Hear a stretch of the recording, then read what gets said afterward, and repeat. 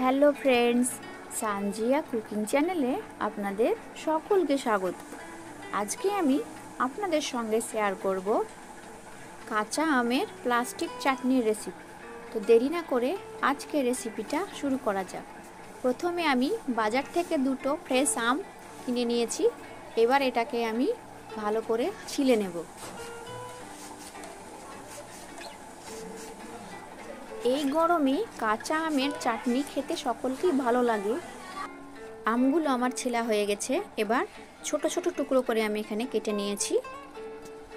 এবার একটা বোল নিয়ে ওর মধ্যে জল দিয়ে আমগুলোকে আমি ভালো করে ধুয়ে নেব।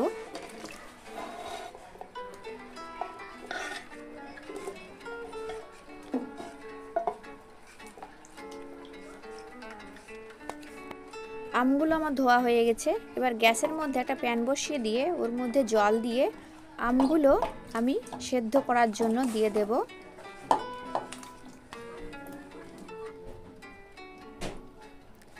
ঢাকনাটা লাগিয়ে আমি 5 মিনিট সেদ্ধর জন্য রেখে দেব।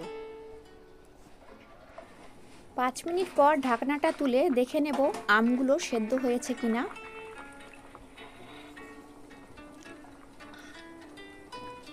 আমগুলো সেদ্ধ হয়ে গেছে। এবার গ্যাসের মধ্যে প্যান বসিয়ে দিয়ে ওর মধ্যে আমি তেল দিয়ে দেব। তেলটা হিট হয়ে আসলে একটা তেজপাতা, একটা দারচিনি, একটা এলাচ, রসুন কুচি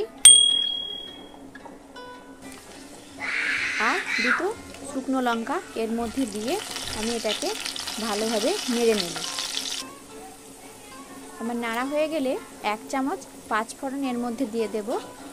আবার এটাকে ভালোভাবে ভেজে নেব।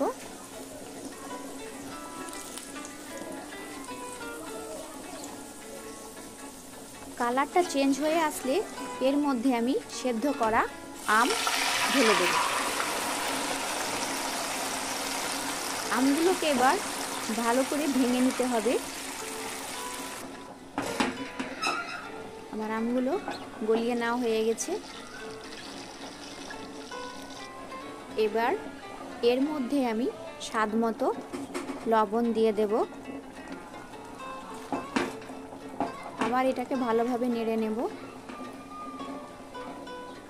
চারিদিকটা ফুটে আসলে আমি চিনি অ্যাড করে দেব। চিনিটা আপনারা কম বেশি করতে পারেন, যে যেমন পছন্দ করে। এবার এটাকে ভালোভাবে আবার নেড়ে নেব।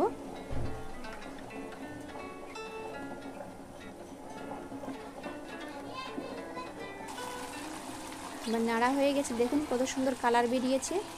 এবার এর মধ্যে কাজু অ্যাড করে দেব। আর এর মধ্যে আমি 4 থেকে 5টা কিশমিশ এর মধ্যে দিয়ে দেব। দেখুন কত সুন্দর কালার বেরিয়েছে।